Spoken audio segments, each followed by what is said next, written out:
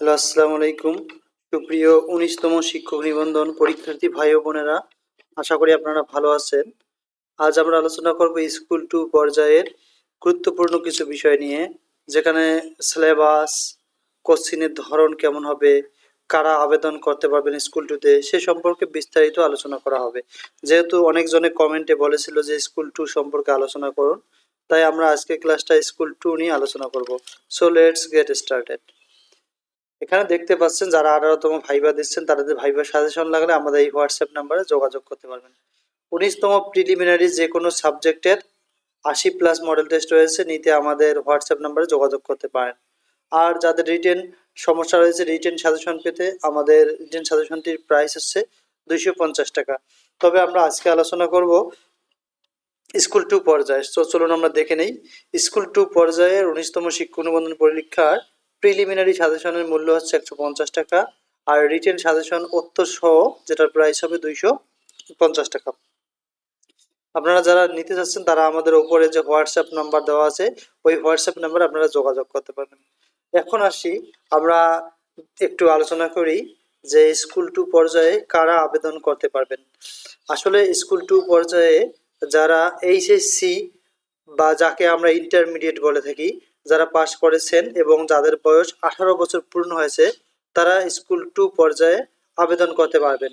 এবং পক্ষান্তরে যারা আলিম পাশ করেছেন এবং যাদের বয়স 18 বছর অতিক্রম হয়েছে, তারা আবেদন করতে পারবেন। তো আমরা আশা করি আপনারা বিষয়টি বুঝতে পারছেন কোন ক্লাস পর্যন্ত স্কুল টু পর্যায়ে আবেদন করতে পারবেন। স্কুল টু পর্যায়ে আবেদন করতে পারবেন এইচএসসি বা আলিম পাস হতে হবে এবং শর্ত হচ্ছে 18 বছর পূর্ণ হতে হবে।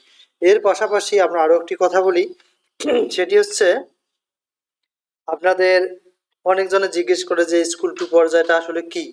স্কুল টু পর্যায় বলতে মূলত বোঝানো হয় মাদ্রাসা সেক্টরে যেখানে ইবতেদায়ী পঞ্চম শ্রেণী থাকে। এই পঞ্চম শ্রেণী থেকে, অর্থাৎ প্রথম শ্রেণী থেকে পঞ্চম শ্রেণী পর্যন্ত আপনাদের পাঠদান করতে হবে। অর্থাৎ আপনারা শিক্ষক হবেন প্রথম শ্রেণী থেকে পঞ্চম শ্রেণী পর্যন্ত। ওই মাদ্রাসাটি দাখিল মাদ্রাসা হতে পারে, আলিম মাদ্রাসা হতে পারে, অথবা সেখানে ফাজিল পর্যন্ত হতে পারে। তার মানে মাদ্রাসা অনেক বড় হতে পারে, কিন্তু আপনার কোর্সটা হচ্ছে, অর্থাৎ আপনি ক্লাস নিতে পারবেন পঞ্চম শ্রেণী পর্যন্ত। আর এটা সাধারণত স্কুল পর্যায়ে হয় না, এটা মূলত ইত্যাদি মাদ্রাসার ক্ষেত্রে বরাদ্দ। যারা জুনিয়র শিক্ষক পরীক্ষা দিবেন তারা অনেকে জিজ্ঞেস করছেন যে আমরা হিন্দু, আমরা কি মাদ্রাসায় পরীক্ষা দিতে পারবো?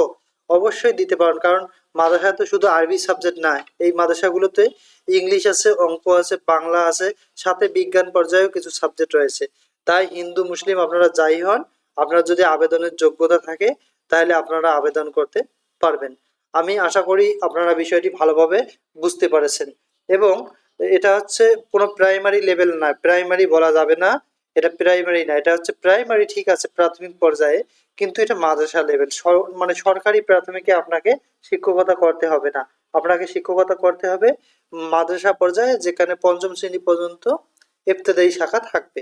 সেখানে কিন্তু দাখিল পর্যায়েও ক্লাস থাকতে পারে, 8, 9, 10, অথবা ইন্টারমিডিয়েটও থাকতে পারে।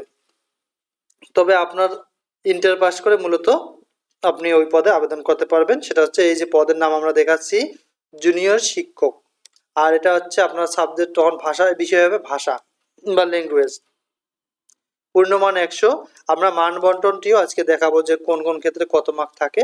চলুন আমরা দেখে নিই। যারা 19তম প্রিপারেশন নিচ্ছেন তারা চাইলে এখন থেকে প্রিপারেশন নিতে পারবেন, যারা মূলত আইএ পাস করেছেন বা আলিম পাস করেছেন। চলুন আমরা সিলেবাসটি দেখে নেই এক নজরে। বাংলাতে থাকবে 50 মার্ক আর ইংরেজিতে থাকবে 50 মার্ক। এই টোটাল হচ্ছে আপনাদের 100 মার্কের একটা রিটেন পরীক্ষা হবে। আর রিটেন সাজেশন নিতে এবং প্রিলিমিনারি সাজেশন নিতে আমাদের হোয়াটসঅ্যাপ নাম্বারে, ওপরে যে আমরা প্রথম শুরুতে ভিডিও দেখাইছিলাম ওই হোয়াটসঅ্যাপ নাম্বারে আপনারা যোগাযোগ করতে পারেন। উচ্চ মাধ্যমিক বাংলা সংকলনের সিলেবাসে অন্তর্ভুক্ত গদ্য পদ্যাংশ হতে সংক্ষিপ্ত প্রশ্ন। তার মানে এখানে বলছে যে আপনার যে ইন্টারমিডিয়েট যে আপনি বা আইএ বা আলিম পাস করলেন, আপনার বাংলা সাবজেক্ট থেকে যে প্রশ্নগুলো আছে ওই প্রশ্নগুলো গদ্য পদ্যাংশ সংক্ষিপ্ত 5টা প্রশ্ন থাকবে, এখানে 10 মার্ক থাকবে। তো আপনারা এই প্রশ্নগুলো অবশ্যই পড়ে নেবেন। 2 নম্বরে থাকবে ব্যাকরণ থেকে কিছু প্রশ্ন, সমাস, উপসর্গ, প্রকৃতি ও প্রত্যয়, সন্ধি, সমার্থক শব্দ, ধাতু, বিপরীত শব্দ, বিরাম চিহ্নের ব্যবহার, বাগধারা। পত্র থাকতে পারে, আবেদনপত্র, দাপ্তরিক পত্র, সামাজিক সমস্যা বিষয়ে সংবাদপত্রের চিঠি। আর ভাব সম্প্রসারণ থাকবে, সারাংশ লিখন থাকবে। ইংলিশে হচ্ছে 50 মার্ক, এগুলোতে হচ্ছে 5-10 যে 50 আপনারা পেলেন। ইংলিশেও 50 মার্ক গ্রামার পার্ট থেকে, যেমন 1 নম্বরে থাকবে parts of speech, articles, tense, kinds of verbs, voice change. আর 2 নম্বরে থাকবে translation from Bangla to English. 3 number letter or application or writing আর রিপোর্ট অন এ প্রবলেম। তার মানে রাইটিং ক্ষেত্রে আপনাদের লেটারও থাকতে পারে, অ্যাপ্লিকেশনও থাকতে পারে, রিপোর্টও থাকতে পারে। আপনাকে 3টে বিষয়ে দক্ষতা অর্জন হতে হবে, কোনটা এসে আসুক আপনি যেন পরীক্ষার মধ্যে কমপ্লিট করতে পারেন।